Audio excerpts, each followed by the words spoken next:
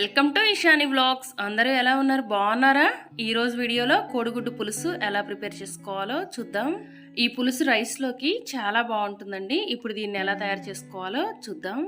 ముందుగా 6 ఎగ్స్ తీసుకొని అవి మునిగే వరకు వాటర్ యాడ్ చేసుకొని కొంచెం సాల్ట్ వేసుకొని ఉడికించుకోవాలి.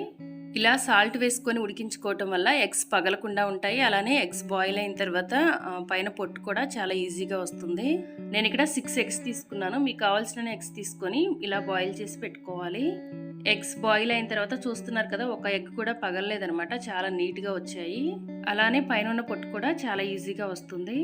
ఇలా అన్ని ఎగ్స్ కూడా పైన పొట్టు తీసి పెట్టుకోవాలి. అలానే 3-4 ఉల్లిపాయలు తీసుకొని ఇలా చిన్న ముక్కలా కట్ చేసి పెట్టుకోవాలి. 2 గ్రీన్ చిల్లీ ఇలా చిన్న ముక్కలా కట్ చేసి పెట్టుకోవాలి. తర్వాత స్టవ్ ఆన్ చేసి కడాయి పెట్టుకొని 2 టేబుల్ స్పూన్లు ఆయిల్ వేసుకోవాలి. ఆయిల్ వేడైన తర్వాత 2-3 ఎండుమిరపకాయలు వేసుకొని ఫ్రై చేసుకోవాలి.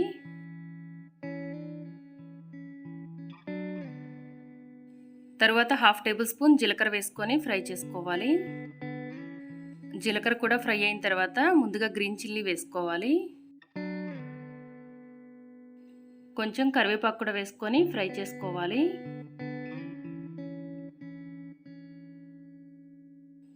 తర్వాత ముందుగా కట్ చేసి పెట్టుకున్న ఉల్లిపాయ ముక్కలు వేసుకోవాలి. 1/2 టేబుల్ స్పూన్ పసుపు కూడా వేసి ఉల్లిపాయ ముక్కల్ని బాగా ఫ్రై చేసుకోవాలి. ఉల్లిపాయ ముక్కలు ఫ్రై అయ్యేలోగా స్టవ్ ఆన్ చేసి కడాయి పెట్టుకొని 1/2 టేబుల్ స్పూన్ ఆయిల్ వేసుకోవాలి. ఆయిల్ వేడైన తర్వాత కొంచెం పసుపు వేసుకోవాలి. తర్వాత ముందుగా ఉడికించి పెట్టుకున్న ఎగ్స్ వేసుకొని 2 నిమిషాల పాటు ఫ్రై చేసుకోవాలి. ఎగ్స్ ఫ్రై చేసుకోవడానికి ఆనియన్స్ వేయకముందే ముందుగానే అదే కడాయిలో కూడా ఫ్రై చేసుకోవచ్చు. నేను ఇక్కడ సపరేట్గా వేరే కడాయి పెట్టి ఫ్రై చేశాను. ఉల్లిపాయ ముక్కల్ని మధ్యలో ఇలా బాగా కలుపుతూ ఫ్రై చేసుకోవాలి. ఈలోగా ఒక మిక్సీ జార్ తీసుకొని దానిలో కొంచెం పచ్చి కొబ్బరి, అలానే కొద్దిగా వెల్లుల్లి, కొంచెం అల్లం ముక్కలు వేసుకొని మెత్తగా గ్రైండ్ చేసి పెట్టుకోవాలి.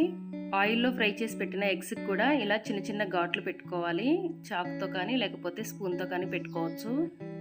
ఆనియన్స్ కూడా ఇలా ఫ్రై అయితే సరిపోతుంది. ఇప్పుడు వీటి కోసం చింతపండు పులుసు రెడీ చేసుకోవాలి. ఒక చిన్న నిమ్మకాయ సైజ్ అంతా చింతపండు తీసుకోవాలి. దీనిలో కొంచెం వాటర్ యాడ్ చేసుకొని కలిపితే చింతపండు పులుసు రెడీ అయిపోతుంది. ఈ చింతపండు పులుసుని ముందుగా ఫ్రై చేసి పెట్టుకున్న ఆనియన్స్లో వేసుకోవాలి. ఆనియన్స్ బాగా ఫ్రై అయిన తర్వాత మాత్రమే చింతపండు పులుసు వేసుకోవాలి. టేస్ట్కి సరిపడినంత సాల్ట్, అలానే 1 టేబుల్ స్పూన్ కారం వేసుకోవాలి. అలానే ముందుగా ఫ్రై చేసి పెట్టుకున్న ఎగ్స్ కూడా వేసుకోవాలి. వీటితో పాటు గ్రైండ్ చేసి పెట్టుకున్న అల్లం వెల్లుల్లి కొబ్బరి పేస్ట్ని కూడా వేసుకోవాలి. ఇవి మొత్తం వేసుకొని ఒకసారి బాగా కలుపుకొని వీటిని ఇప్పుడు 5-6 నిమిషాల పాటు బాగా ఉడికించుకోవాలి. మీకు పులుపు ఎక్కువగా కావాలంటే ఇంకొంచెం చింతపండు యాడ్ చేసుకోవచ్చు. అలానే ఈ ఎగ్ పులుసు కొంచెం లూజ్గా కావాలంటే ఇంకొంచెం వాటర్ యాడ్ చేసుకోవచ్చు. 5-6 నిమిషాల్లో ఎగ్ పులుసు అంతా కూడా బాగా ఉడికిపోయి ఆయిల్ పైకి తేలుతుంది. అప్పటి వరకు ఉడికించుకోవాలి. ఇలా ఆయిల్ బాగా పైకి తేలిన తర్వాత ఇప్పుడు దీనిలో 1/2 టేబుల్ స్పూన్ గరం మసాలా వేసుకోవాలి. ఇలా గరం మసాలా వేసుకొని 1 నిమిషం ఉడికించుకొని పైన కొంచెం కొత్తిమీర వేసుకొని స్టవ్ ఆఫ్ చేసుకోవాలి. రైస్లోకి ఎంతో రుచిగా ఉండే ఎగ్ పులుసు రెడీ అయిపోయింది. ఫ్రెండ్స్, ఈ వీడియో మీకు నచ్చిందా? నచ్చినట్లయితే వెంటనే వీడియోని లైక్ చేయండి, షేర్ చేయండి, మన ఛానల్ని సబ్స్క్రైబ్ చేయండి, పక్కనే ఉన్న బెల్ బటన్ని క్లిక్ చేయండి. Thanks for watching.